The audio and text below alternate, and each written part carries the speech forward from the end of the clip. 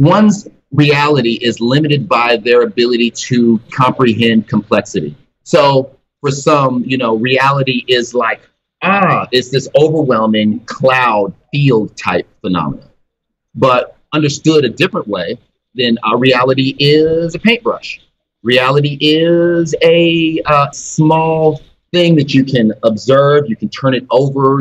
It's not overwhelming. It is just a corporealized variable of some sort that you can kind of put away into a metaphorical shelf and put it on the shelf next to, here's reality, here's my hyperspace explorations, here's my design ideas, here's my virtualizations of futures that I find interesting, here is my construction of pasts that make me construct ever more interesting futures. You see what I'm saying? It's like reality becomes something that's just a variable within that construct if complexification of synaptic processes becomes a thing, and I think that a way that you're able to do that without becoming the crazy nemesis that speaks in monotone and I will rule it all type bullshit. Giant throbbing brain. Yeah.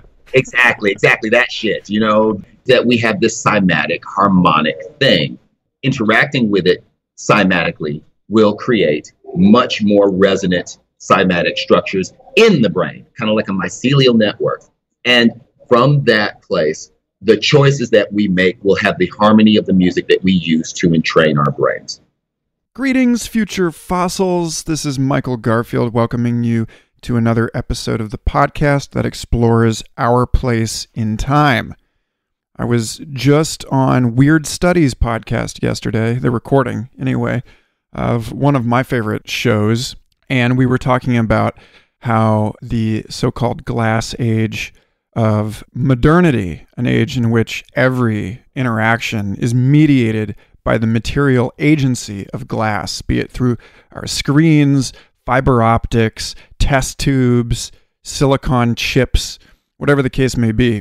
It is the crystalline spheres of the pre-modern world, the transcendent of our ancestors made immanent, the invisible environment of our metamorphic age. And Weird Studies co-host podcast Phil Ford raised an interesting point where he said, isn't it funny how this visual medium, the medium of prisms and lenses and fiber optics, is bringing us out of McLuhan's Gutenberg galaxy, out of a media environment obsessed with vision and sight, and into a more immersive, multisensory surround. Isn't it kind of strange, paradoxical, poetic, ironic that modernity with its obsession for the visual would carry us to its natural conclusion in a space of haptic vests and data sonification, because the world is moving too fast for us to just hose it all up through our eyes. The data flow requirements of the 21st century are so intense that we need to appropriate numerous senses just to communicate about them meaningfully, which is why this part 2 of my lovely conversation with Onyx Ashanti is, I think, so important. Onyx is one of the most interesting, creative, and forward-thinking people in the space of augmented cognition, augmented art, as Rama Allen of The Mill just put it this year on his Quartz article about how AI will be the artistic movement of the 21st century. Posted that in the Future Fossils Facebook group if you would like to join a conversation about that very interesting manifesto. But the point is, Onyx Ashanti, this guy lives in a cybernetic suit of his own design that allows him to communicate through fractal sounds and cymatic glyphs. A future that is beyond his or probably any of our ability to speak.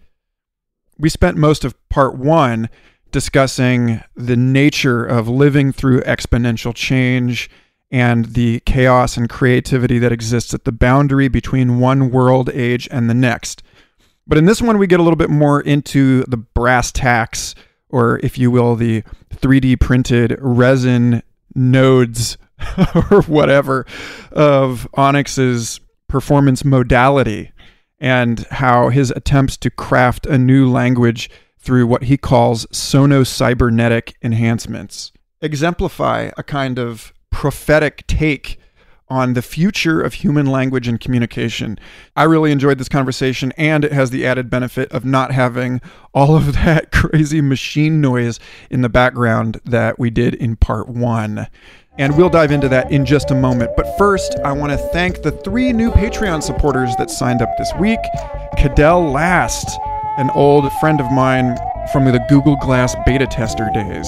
David Edge and Tim Fogarty, thank you all so much for supporting this podcast and its mission of creating great conversations to leave for unborn future archaeologists to make sense of our ridiculous age. And of course also to help other people alive today puzzle our way through the dizzying complexity of said age. Patreon.com/Michael Garfield is where you will find a bevy of sweet treats, free goodies, and an extensive patrons-only feed of amazing stuff I lack sufficient linguistic finesse to discuss with you. I am more than 50% of my way towards the fundraising goal for Patreon, and every single supporter helps. $2 level, $5 level, whatever. I've mortared up all of the little cracks in my free time with things like a psychedelic coloring book project and new original music because I want to create lovely little things that I can give to you supporters to show my deep, abiding gratitude for your help. Also, I want to give thanks to everybody who has been reviewing the podcast on iTunes. 98 reviews.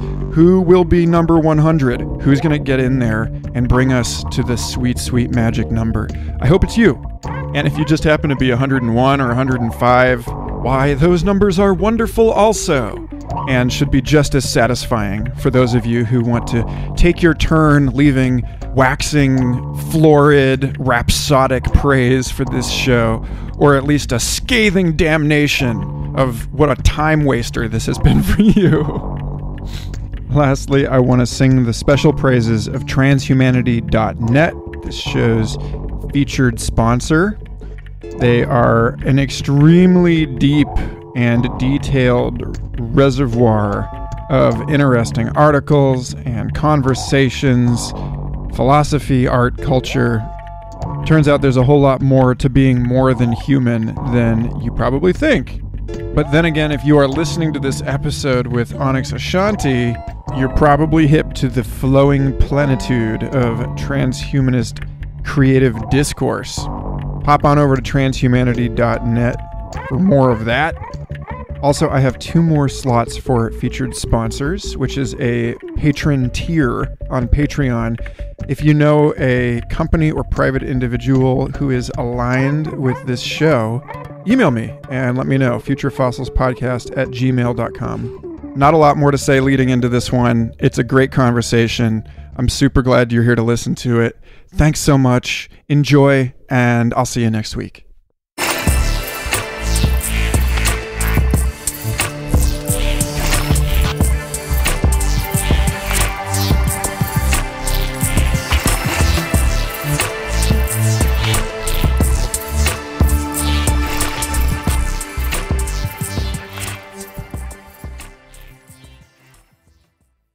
That's funny that you would describe that construct, because after I figured out how to make the system type, and I have a sonic relational system that associates the English alphabet with certain frequencies based on a pentatonic, based on the vowels.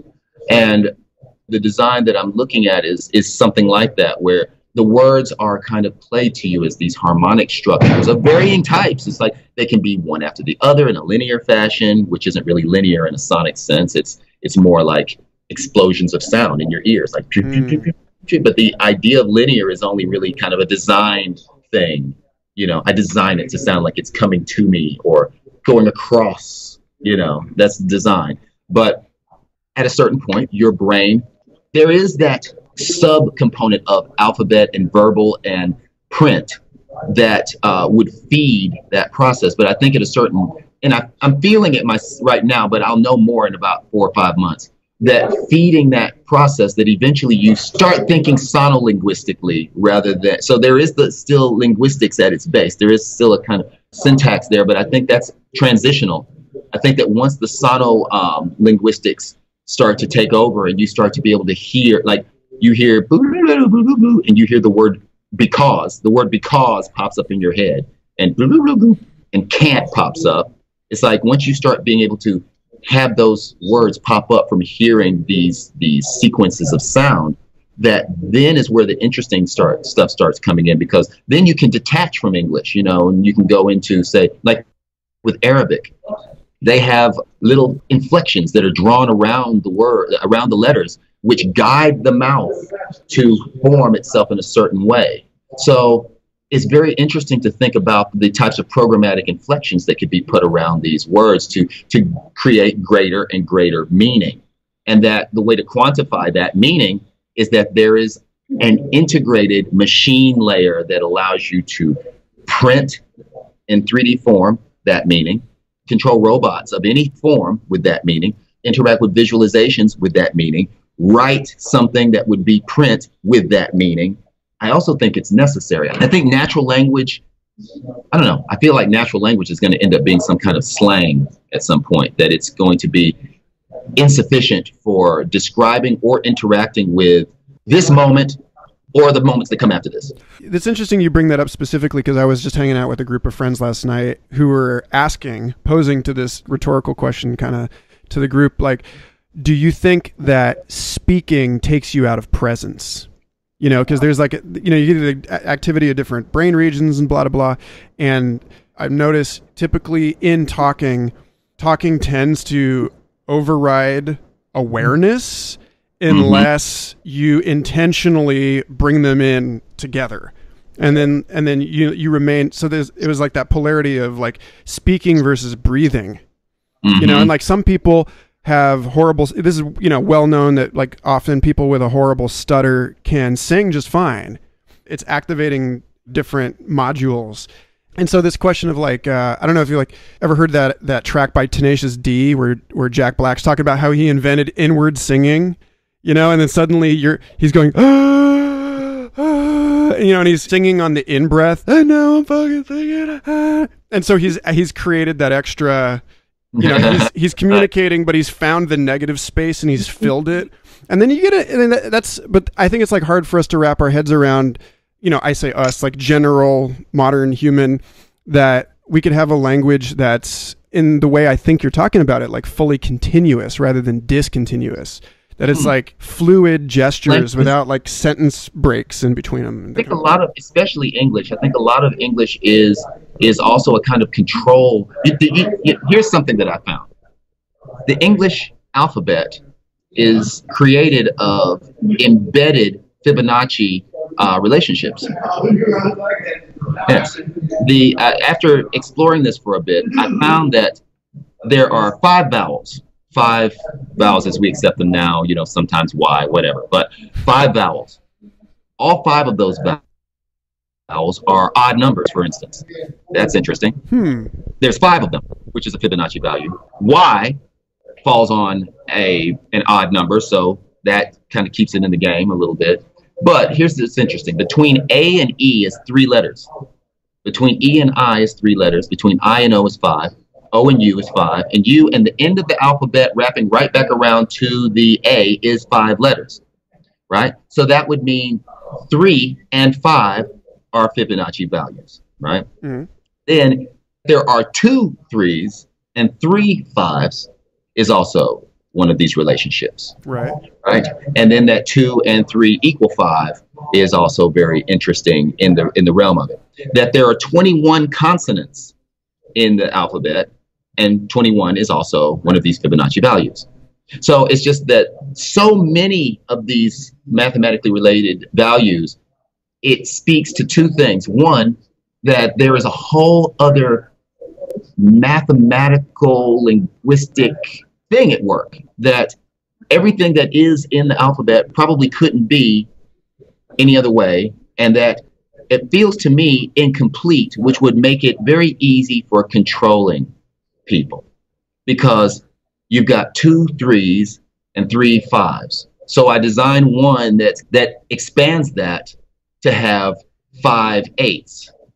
You see, so there's groupings of, well, it's not really symbols or anything. It's just dots, but it's like there. So that would mean 10 vowels, 2 3s, 3 5s, 5 8s, right? But you're going to need more than a throat to articulate 10 vowels, aren't you? Unless you're subdividing the same I think phonetic continuum. I think that by using this prosthetic system of creating this sonocybernetic dimensional layer, that the exploration of sonic complexity can happen there, and then our ability to abstract features of that which can be vocalized, because there's a lot of shit that we don't, most people, including myself, only even heard that throat singing existed in the last 10 or 15 years from the internet, from YouTube. It's like, and you see people throat singing and they can sing 2, 3 notes at the same time. I didn't know that. That's new for me. Somebody out there is throat singing and tutting at the same time. I want to meet that guy. That'd be dope. I want to see that too. Put some 3D printed Sonocybernetic shit on that dude. See what he can do with it. You see, and that's one of those, oh shit, my head. Shit's blown. Oh fuck. That's the new normal. Yeah. Oh shit. But you know what I mean? It's like, I feel like the same way that we do now, our technology changes us. The media is the message in that sense. It's like 3D printing doesn't create the message. 3D printing is the message. Digital signal processing in real time is the message. Everything that can be done with it is kind of a side effect that it can actually be done. And I think that from kind of going out on that limb, that fractals, and then poof, singularity, you have a membrane of, because, after things fractal, they kind of go out and they subdivide, and, so basically what it's doing is creating a membrane. Yeah. And so that's basically like a skin. So you can imagine the core elements of a cell, that fractal until it has a cell membrane that is as porous as it wants to be. It's, it can open up and let things in. It can close itself off and protect its guts or whatever, but it fractals. So it's the same thing, I think, with language. I think that if we take these prosthetics, we go off on this limb of linguistic exploration and just go until the complexity reaches this singularity point of like, oh shit, what the fuck is that? Then to even be able to describe that is going to take new vocal structures. Mm-hmm. That's Richard Doyle talks about this in Darwin's Pharmacy. He suggests that the relationship between psychedelics and the evolution of human language and human consciousness was that they gave us both these experiences that required a new system to describe it, and they gave us the new system to describe it. That basically, like, you come back from this thing and you're like, oh my God, how do I explain this to you? That, like, the ineffability of it is a feature. It's not a bug, because it's constantly getting you to reach beyond yourself, to become more eloquent, to make more of an effort to communicate this seemingly super relevant thing to the other members of your tribe. And so, like you mentioned earlier, that there's something in the anxiety or the optimism of different people's approach to the future that resembles that same feeling at the beginning of a psychedelic experience. I gave a talk at the Commonwealth Bank of Australia back in February, where I said, look, Tim Leary called the internet the next LSD. He said PCs are the next LSD. And then, you got all these, people like Terence McKenna saying the next thing is the internet. And that's a psychedelic that's acting on all of us simultaneously. But because it's operating on a planet scale, that latency is years instead of minutes.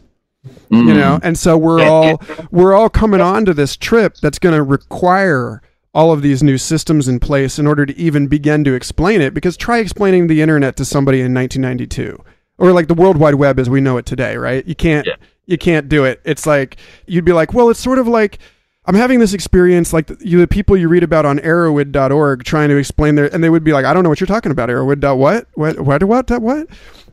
Yeah. But what's interesting in that respect is that I've thought about that as well, because like I said, when, there are people who will shut down, but then there are people who will fight.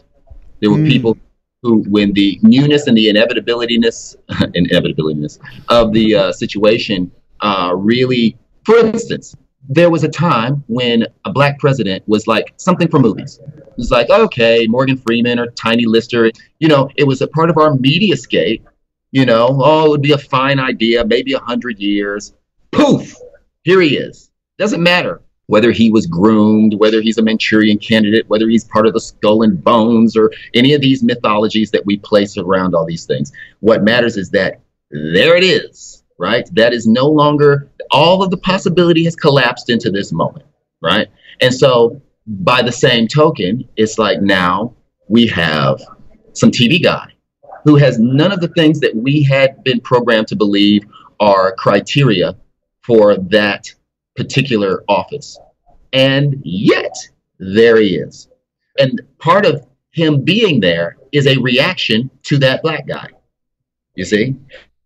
So there is this fight type thing, like, I don't want the future. I don't want this future. I don't want, I don't want educated black people being able to say shit to me. I don't want any of that shit. I want my women in the kitchen, cooking, and I want, black people in the fields, and I want Mexicans on the other side of some mythical wall that nobody's going to build because that shit's way too expensive and it's stupid. But that is a reaction to exponential change. And it's a reaction that can be gained very easily. That is this thing it's like this thing that's happening now is being propagated very, they're using the same technologies to propagate these other ideas that have nothing to do with, hey, we're all friends, let's all hug and sing and all of this shit. And it's like, no, how about we don't do that? How about we just find ways to keep the structures we have or screw somebody else or whatever, right? It's not going to work, but right. It is an action with that can come from exponential change as it is expressed in time space where we actually reside, So it's like, I feel like those of us that feel this vibration the most strongly and have, go through this filter, like with Terence McKenna, when I first heard him, he was able to put into words the things that I had felt, but had no language to describe. And it completely opened up my own linguistic exploratory circuits to explore my own way of attaching linguistic meaning to these things that were going on in my processes. And I give myself the time to just think. I don't That's work important. Yes. So when it's time to talk, it's easier to be just puke straight in. So those of us that get it and can talk about it, it is necessary for us to talk about it, but then to reinforce what we're talking about with action, whether that's 3D printed prosthetics, whether that's, they're doing it with, this fascist idea. It does it with fake news. It's like, oh, we need for people to not know these truths, or we need to skew their opinions, or we need to somehow get them to turn against people who would be their allies otherwise, and we have these tools to be able to make this happen. And we've got budgets and we've got people who will fund this shit, you see? So it has to become art. And those of us that are artists in any way have to express this idea, however it is relevant to us, but in a sense that has a vector that is comprehensible. Yeah. I'm not saying that like I would want to just kind of always minimize the concept of the trajectory that I see before us. I don't think that's useful. The simplification has to be easily fractalable. It can be a myth. Like that's where Sun Ra comes in. He was able to take the complexity of a moment and then create these myths of the altered destiny. Truth doesn't matter, because if it did, shit wouldn't be the way that it is. That it's about the myth and it's about discipline. Who do you want to be? Who do you think yourselves to be? And what are the disciplined actions that you're taking to make that thing a reality? And using music as an aspect of reinforcing that methodology, that thing. We have to like be that thing, not like Terence McKenna. He was that thing in his era that opened people up to facets of the new age that they might not otherwise have considered in that way. I think it's our job now. And then it will be someone else's job in the next phase. Yeah. And I think, you're right in speaking to like the task. A big part of that task seems to be the most adequate explanation or the most adequate expression of that thing is the one that's going to click. And yet that most adequate expression has to include everything that came before it. So it doesn't matter how robust, how complex and intricate and even like masterful your new language is if it doesn't include music, because it won't fit into those physiological, neurological grooves. That metaphor grows out of that rhythm, and that myth grows out of that metaphor, and critical thought grows out of mythology. And like, so you have to have, at the base of it, you have to have the music, it's like, and I think that's kind of, that's one of the more interesting things about, you're talking about the intergenerational thing, like adults that look at these kids and they don't get it. They think that they're broken some way, that it's like the music seems to be one of the strong indicators of like an intergenerational shift in that sense. That like, I'm always leaning on this quote by historian William Irwin Thompson, who says, evil is the enunciation of the next level of order. That like whatever you think is like these kids and their noise, like it's that noise is part of that pattern that you have decided to shut yourself off to. It's part of that larger, it makes sense. Noise, you can kind of guarantee that it's sensible. It contains meaning at some level, and you've got to be able to like take it in and like hold enough to actually see it. Yes, that's exactly it. It's like, I feel like right now, this idea of exponentiality, in whatever form that takes, has to be kind of deployed far and wide, so that we have features that we can, like a rock wall. We've got something we can grab onto just a little bit while we figure out what this whole surfing metaphor of the exponential is. That there's just like, okay, let me just hold on here for a second just to kind of, and that's that thing. Because like a lot of times when I'm talking to people and we start talking about the blockchain and Bitcoin and all kinds of other mythological constructs that they've been programmed with to be afraid of, they're terrified of, Muslims. Never met a Muslim, never met anybody outside of their community, but yet they're terrified of this existential threat that has been fed to them in movies, the quote unquote news, all of these things, right? So they're already primed to be afraid and to react rather than act, right? It's really kind of like storytelling. You tell a simple story, because that's what telepathy really is that you have the picture in your mind that you can convey, and vice versa, which also means just efficient communication.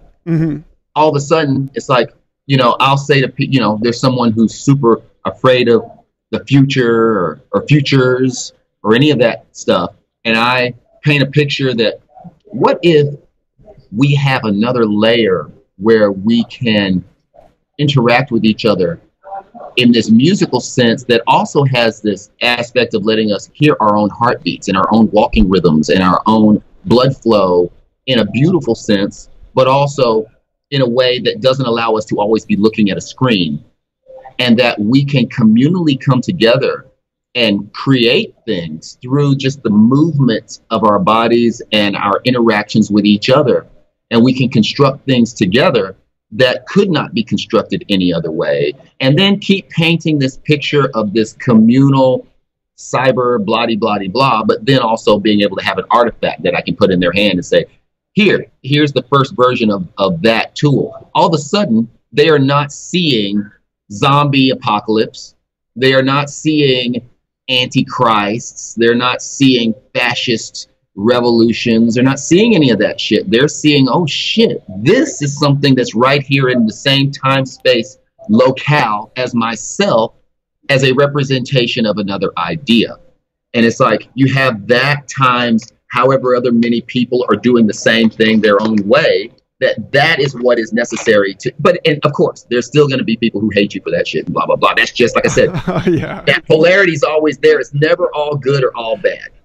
Yeah, good luck getting zero negative comments on exactly. YouTube. It ain't gonna happen. Yeah, I'm sure that's gonna happen. Yeah, it's like no, it's like resonating that idea in this larger field of ideas. We're like some kind of ant or a bee, and our honey is technology, and the ideas come from like if there's a memory dimension, then I feel like there's an idea dimension as well.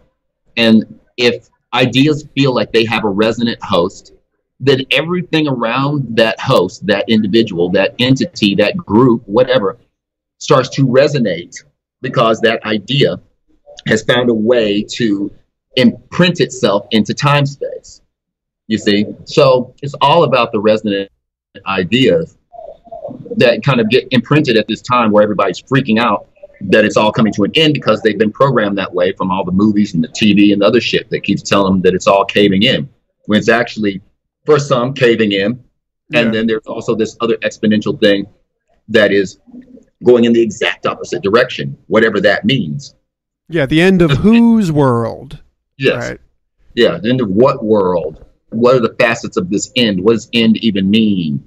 And that there is a polar opposite to that maybe by looking at this unpalatable, this dissonant aspect of the part of the polarity, that by asking yourself, what are the opposites of this? And then seeing if those things exist. And even if that might not even be something that is palatable either. Then you realize, okay, wait a minute, this isn't even a polarity. These are actually both still on the same, near the same thing. So what's the real opposite? And then, it's like there's a process that happens there. But, if, I don't know. I think about that with identity, right? And people like getting into, like gender stuff, like the male, female, who's in charge.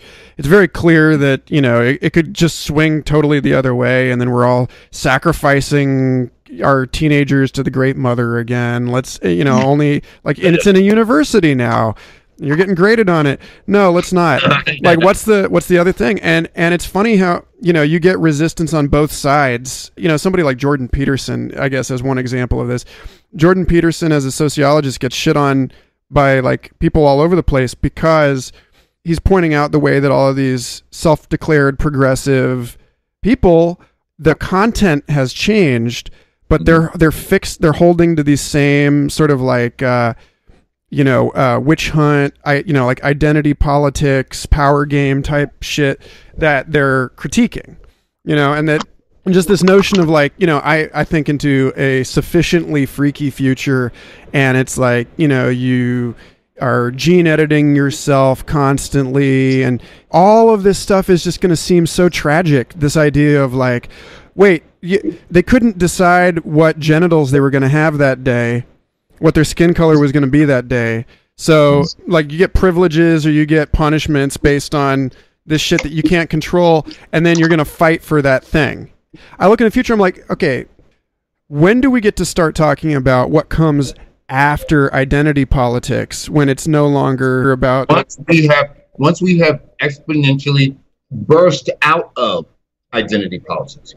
We have to burst out of it in such a way that is boring, that it is mundane, that our perception of that thing is no longer identity politics as the house-sized thing that I am within. It is identity politics, this thing that I'm holding in my hand and I can examine like I would examine a grapefruit or some shit. It has identity politics, and that comes from I feel, I don't know this could be complete bullshit, that's my disclaimer, but I feel that being able to perceive things, that synaptic complexity is something that will allow the lens of perception to be even more complex, and that one's reality is limited by their ability to comprehend complexity. Mm-hmm. You see? So for some, reality is like, it's this overwhelming cloud field type phenomenon. But understood a different way, then our reality is a paintbrush. Reality is a small thing that you can observe, you can turn it over. It's not overwhelming. It is just a thing, a corporealized variable of some sort that you can kind of put away into a metaphorical shelf and put it on the shelf next to, oh, here's reality, here's my hyperspace explorations, here's my design ideas, here's my virtualizations of futures that I find interesting, here is my construction of pasts that make me construct ever more interesting futures. You see what I'm saying? It's like reality becomes something that's just a variable within that construct if complexification of synaptic processes becomes a thing, you know. And I think that a way that you're able to do that without becoming the crazy nemesis that speaks in monotone and I will rule it all type bullshit. Giant throbbing brain. Yeah. Exactly that shit, you know, the dust, you know, that kind of some Dune shit, is that we have this cymatic harmonic thing, that we have a cymatic, or we have a harmonic brain. I feel, like I said, I don't know that shit. I feel it. But that interacting with it cymatically will create much more resonant cymatic structures in the brain, kind of like a mycelial network. And from that place, the choices that we make will have the harmony of the music that we use to entrain our brains. This reminds me of, I was just hearing about the gamma brainwaves, and gamma brainwaves being the most recently discovered, the highest frequency associated specifically with the coherent brain harmonization and with specifically the kind of harmonized brain activity that you see in tryptamine brains. Like, you know, somebody's on 5-MeO-DMT or whatever, and suddenly their whole brain starts operating as a single, a single unit, and it's because the wave is fine enough that it's able to actually like correlate and connect all of this stuff. It's not like these long, slow brain waves that are basically too like coarse, granular, and too clumsy to do this. So you find that, I imagine it's sort of like throwing sand on the bike trail. You know, you create that extra, it's like so much easier to slip on sand. You know, you're creating that extra layer of just like fine particulate stuff. And to bring it full circle again, which, you know, popular pastime on this show, the way that like Bitcoin and these other cryptocurrencies are subdividing its unit down to the 8th decimal point, so that you can send microtransactions. Because like you can't send, you know, a one like on Facebook is like so much less than a penny. You know, it's like a thousandth of a thousandth of a thousandth of a penny or whatever, and you can't send somebody that money. But like in theory, you could make money that you could, and people have done it. And in practice, it's happened. You know, you can break it down into 1 iota. You know. And then, you know, 1 iota is such a vanishingly small amount of money that people don't have a problem giving it to you. You know, they're just like, oh, yeah, I like your thing. Here. And then suddenly you have this enormous liberation of liquidity in the financial world, because suddenly people can give each other these immeasurably small fractions of a thing. You know, and that changes everything. Yes. I mean, but we have to create working models. Have to create that create that model that is perfect, with perfect being just a moment on a process trajectory. You know, perfect is not ultimate. I don't think of perfect as ultimate. You know, it's like, it's just one point on a process trajectory, and then at another point, looking at the optimal state of that point in the trajectory, another state is perfect, right? So we create these models of these optimal systems to the best degree of what it can be right now, not 50 years in the future, because we can't imagine that shit yet. And it will get attacked mercilessly, as we already know. I learned this from the MP3 wars. You know, it's like, they will, you know, here comes the legislation, here comes all this other shit. Then eventually, when they realize that they can't stop it, they try to pretend like it was their idea all along to sell out the entire record industry to Apple. Right? Yeah. Yes. Oh, we wanted BitTorrents all along, right? That kind of thing. So it's the same thing with these microtransactional things. It's like, put it out there, let it get attacked mercilessly in the ecosystem, and then the ways that it gets destroyed can inform how the next version is implemented. And then let it get, you know, until eventually, kind of like BitTorrent, like Bitcoin, it's unstoppable right now.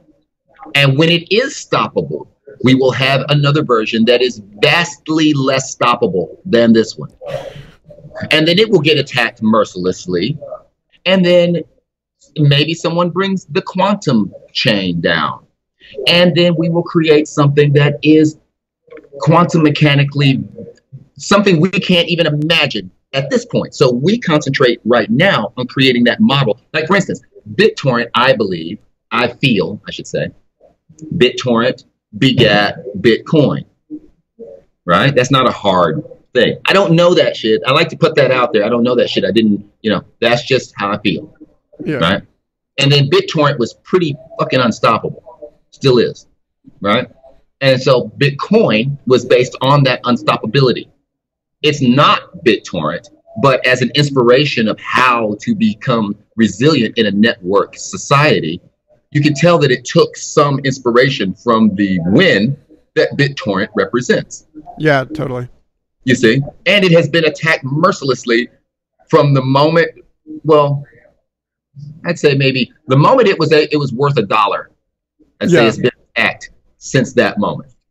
On par with the dollar. Now it's $11,000. That's crazy. But so what we have to do now, and I feel this is extremely important, whoever we is, because it's really interesting with Bitcoin, with the Bitcoin community, is that we all tune into, it's like we're all working for a company that there's nobody working for that company. Totally. 5 years ago, I was saying, okay, we need a planetary cathedral building project. We need something so that we get our heads out of our asses.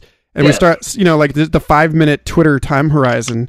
And we start looking at, okay, what are we all willing to work on that crosses cultural boundaries, that, people are willing to throw themselves in front of the way that people threw themselves in front of, builder Notre Dame or, Sagrada Familia, knowing that they weren't going to live to see the completion of it. And that's the most important part, is like, what can you get behind that everyone else in the world sooner or later is going to be like, you know what, shit, I got some stake in this. And it doesn't matter that you and I would have been on opposite sides of the war 10 years ago.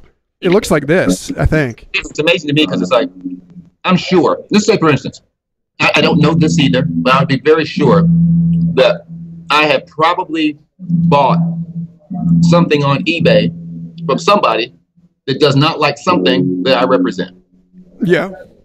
Whatever it would be, that they would find issue with that. But it doesn't matter, because they have the thing, I want the thing, or I have the thing and they want the thing, whichever. And we don't have to even know each other. That network allows for this to happen. So it's like, I think our job, as the ball gets passed to us, is, there is a certain amount of conservatism that has to be had, conserve that there is a network.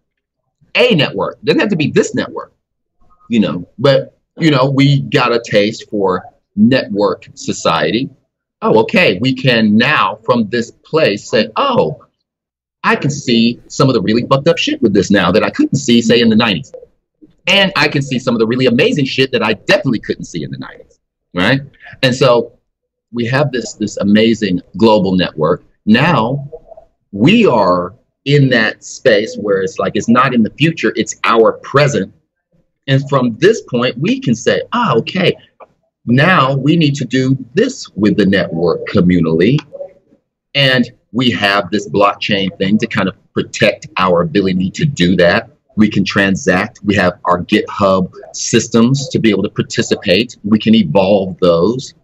And we can create, resilience is nice, but there's also a certain amount of, like you said, like a planetary cathedral, an open source space program, people funded by their own Bitcoin activities to making their own moon base that is participatory, and that there are ships that are built by people who are not with governments, or, you see what I'm saying? There's all kinds of... Did you see that NASA shut that guy down? He was a flat Earth guy, and he built his own rocket because he was going to try and prove the Earth was flat.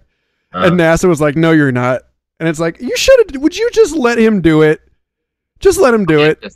Yes, please let that Darwinian shit play itself out. Yeah, I mean, it's like now he's going to be see, the government was shutting me down. Yeah.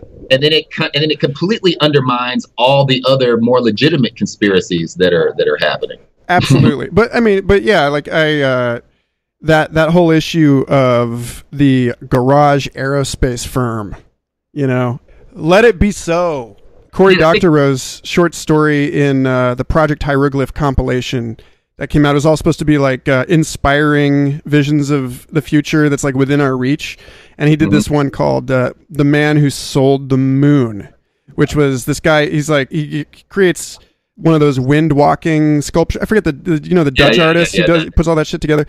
And he made one that has like a tray and a magnifying lens on it in this story, so that it sinters tiles out of like dust. And so he created this whole thing so that he could set one up at the beginning of the summer in the desert, and then his whole Burning Man camp would be ready for him to put together. And then that becomes like an independent space venture, so that they can lay out all the pieces for the moon bases before anyone even gets there. And I was like, you win. I am inspired by this vision, and it's like all the hard work and all the failure. And he goes through all the steps of like, oh, we fucked it up, oh, we ran out of money, oh, our the visionary died, the project lives on. And it's just like, it's so real and it's so satisfying, and it's like, yeah. It's good shit. Yeah, I want to see that too. I mean, I think that with things like that, there has to be, I think people who are sharing stuff, this is something I've been having to think about a lot, is you have to be able to share it in such a way. That's where, like with Sun Ra, with the myth constructs, things like that, you have to share it in such a way that each person feels that they are absorbing it, that and want to.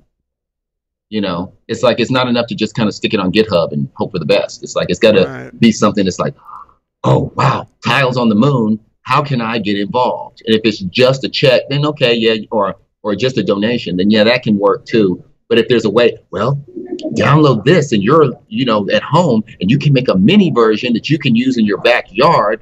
And if you have any innovations, you can feed into the process. And, if you feel like it will, maybe once a month we have a raffle and we bring somebody out to the main thing. And, it's like, there's like a protocol for like these ideas. So it's like all of these grand ideas becoming like this resonant idea is the thing that can drown out all of the retarded shit from less concrescent ideas. Yeah.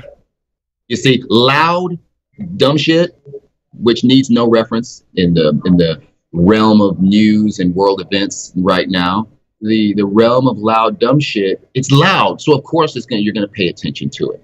It's just just loud stupidity, but having the concrescent idea that can imprint itself into now, so that while all that loud shit is going on, there are people building or doing something that is amazing, like lots of different things that are amazing. Not just my idea or your idea or someone else's idea, but all of those ideas in a way that supports all of our ideas happening simultaneously. Like in all of our training of our programming in the media, we never thought about that one day when AI happens, that we would have open source APIs into the workings of that AI. That was always supposed to be the corporation, Tyrell or whatever, from our programming of how these things would work. And there is an aspect of that, of course, but there's this whole other thing that, there was no Linux in any of the sci-fi before the year 2000. There was no Linux. There was no open source operating systems. There was no 3D printing for people who weren't part of a government organization or some other shit. There were only, I don't know, I'm thinking about Johnny Mnemonic and the telepathic dolphin and shit like that. Yeah. Well, Cyberpunk is like an especially bad example of that, because it's all, that one it is explicitly about these like monolithic transnational corporations ruling everything, like Tyrell Corporation, and everyone's just like hacking away at biting at its ankles, kind of. Yeah. But it's like we weren't programmed with the manifestations we have now. We were programmed with all that, with all of that monolithic patriarchal bullshit. You see? So it's like, if you really want to, this is something, this is an idea that I would like to be part of happening, but I can't do it by myself. And that is that the one example of something that had an effect on the global psyche is gay pride parades all over the world, right? If that type of mindset integrated itself into our daily lives, like, no, I'm not on this fascist shit. No, I'm not on this other shit. I'm on, and I'm going to be me, whatever me means. What is the meditation of being me in public in a way that says I am me? And celebrating. Yes, it's celebrating it, that it should be a celebration every single day. That's a concrescence. That's a participatory peer-to-peer concrescence. That those simplistic ideas, they can't exist in that realm. They can't be overt. I'm trying to imagine like a crypto anarchist pride parade where it's just like, everyone's wearing like reflective masks or whatever. It's not, trying to spoof those facial recognition. You might not have to imagine a crypto pride parade. Yeah. Well, somebody said to me last night, when they were talking about, there's a bill in the House and Senate right now that would make bartering, which is currently tax exempt, a like-kind exchange would become taxable, which would mean that all cryptocurrency trading and all just plain trading in the United States would suddenly become, visible to the IRS, and they would want your shit for it. And that's just, nightmarish. And I was talking about this with somebody, and my buddy said, you think about how many kids with rich parents have bought into cryptocurrency at this point. Like it is one of these things that's so resonant that it crosses this, all of these lines. And it would be a real mess, like to try and like poke that particular hornet's nest and like see what flies out, because it's going to be everybody. Everybody's going to fly out of it. Dude, they couldn't even stop MP3s. That's 5 megabytes. A Bitcoin transaction is what, 32 alphanumeric characters at the most. Yeah, it's if you can't stop a 5 megabyte file format, good luck with stopping crypto. I mean, it's going to be exactly the MP3 wars put it out there exactly how it's going to go down. They will fight it, and it's going to be SWAT team shit. Somebody might be knocking at yours or my door just for having this conversation in the next 6 months, because the shit hasn't really started yet. Wait till that shit hits $100,000. Right. Yeah. You see, per Bitcoin. It's like right now, billionaires are being made just because they made choices 2-3 years ago. So I don't know. I feel like that ship is sinking because they can introduce that shit, but can they? How do you actually govern and or make that system work? Well, it was designed. You got to make examples of people and hope that everybody else falls in line, and that's really all you can do, I think. Like, hey, can you pick me up some milk on the way back from work? I'll give you one of those candy bars. And if you don't report that, you're gonna go to the IRS are gonna get you. Get the fuck out of here. It is stupid. Totally. Well, dude, I could go on like this forever, but I need to eat some shit and get on with it. But man, holy crap, this is super fun. I would love to have you back on the show at some point. No, this was really dope. I really liked it. By the next time we talk, everything will be different, and this crazy future shit we're talking about will be the new normal. Yes, you'll have to remind me of some of the shit because it just kind of flows. So yeah, absolutely, man. Well, before we go, I like ending every conversation with folks with an opportunity to leave a message. That kind of the ridiculous conceit of this show is that one day somebody's not born today will be listening to it. So obviously we have no idea what kind of world they're living in. So what would you say to that person? Question or suggestion? No, I guess that just kind of catches me off guard real quick. I mean, that this realm that we inhabit is not the realm of the ideologies that we have been fed, and that we are far more amazing than we even have concept for understanding, and that trying to understand it or comprehend it, I should say, trying to comprehend it and explore it. Explore this time-space existence for this brief time that we're here, and explore novelty while helping to kind of create the basis upon which someone else will be able to explore novelty further in that fractal, is like the purpose of life. And that we should go into that with that mindset, and it will constantly flower in front of us. Beautiful. Dude, where can I send people to check out your work? Onyx-Ashanti.com.